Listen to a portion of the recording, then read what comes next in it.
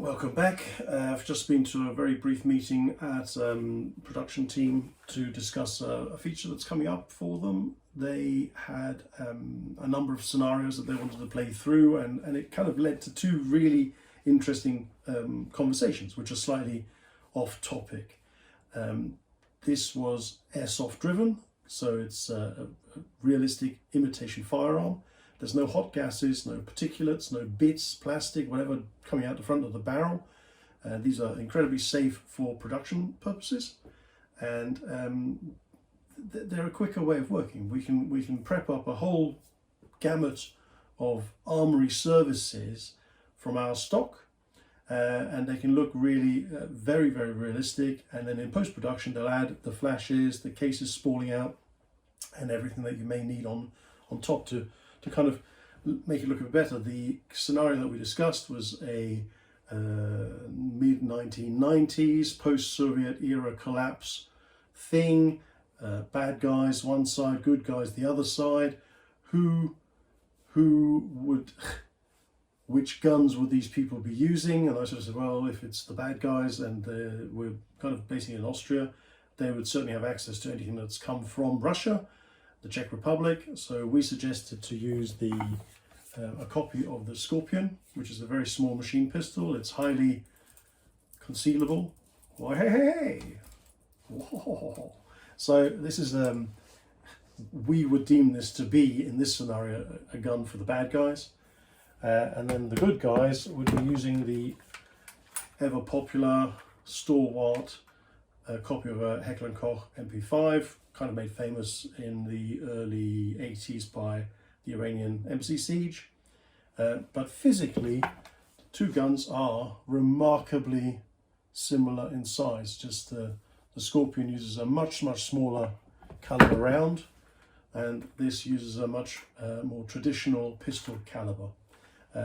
Having said that, if these were real guns and you were shot in the head by either, it wouldn't do you any good at all. So the realism is there, and we can utilize the RIF, real imitation firearms, really well in this production, because the firearm is as I've said before, it's a plot device. So all films are based on westerns, and therefore you have good guys with one of these, which has interesting pieces of action. You can rack it. You can do that, so it's got something for the director to do. The magazine can come out. We've made up dummy rounds so we can see it being loaded in close-up. It will then charge onto fire, and with muzzle flash, cases coming out the side, and it would look fantastic in that scenario. The Scorpion, slightly different in its operation, same type of magazine. It has a foldable collapsible stock, which gives you something else to do.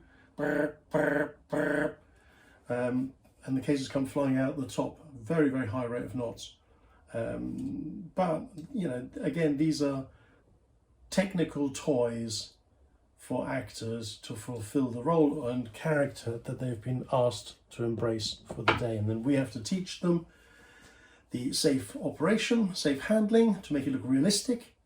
And we also have to then manage the process of the paperwork that's required. Even for these, they're considered to be, you know, pretty much as bad as real guns now, because they do look incredibly realistic. And when you have your production out in the street and things are happening, a bystander could just go, oh my God, and phone the police. And unless we've done the correct paperwork and unless we've informed everyone as to what is going to happen, the real police with the real guns tend to turn up, stop filming, and it costs a lot of money, and it's quite annoying, and it's just a lot of forms to fill in. So if you've got any other questions about the operations, I may do an individual video on some of the guns to show you more of the flexibility of the options, of the actions that they take, because it could be quite a good resource for the art department. And yeah, I think that's probably about it. I mean, it's good enough for a quick summary of good guys versus bad guys. They look a bit the same. They look a bit the same, really, don't they? But anyway, that should be enough. If you like this video and you've not found it too challenging, please do leave a comment, do a like. The gas is now charged inside the airsoft magazine. We make the gun ready, select full auto, which we have, and then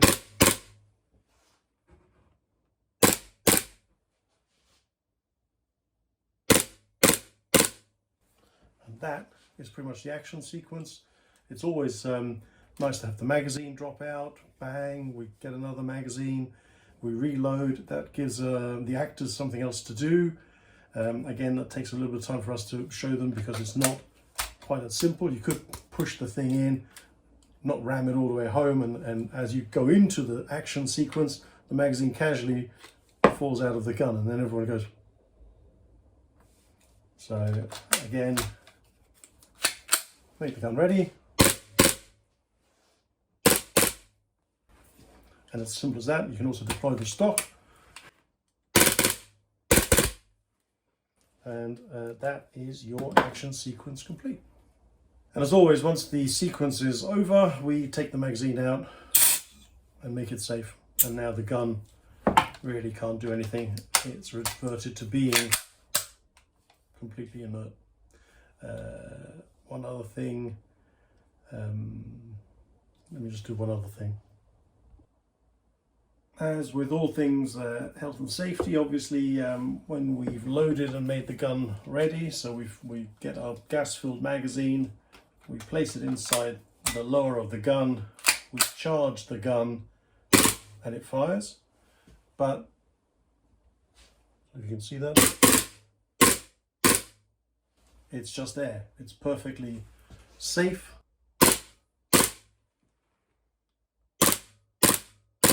And nothing much comes out. Literally, you can just feel a little bit of cold air on your hands. And again, once the sequence of filming is over, we discharge the magazine. The gun becomes inert and does nothing. You can charge it, but it does nothing. We also have obviously our favorite, the Glock, which is this highly accurate, in close-up detail firearm. Again, I wouldn't recommend doing this with a blank fire. It has enough action, it has enough things happening that it looks realistic in film and TV, but it's safe to use.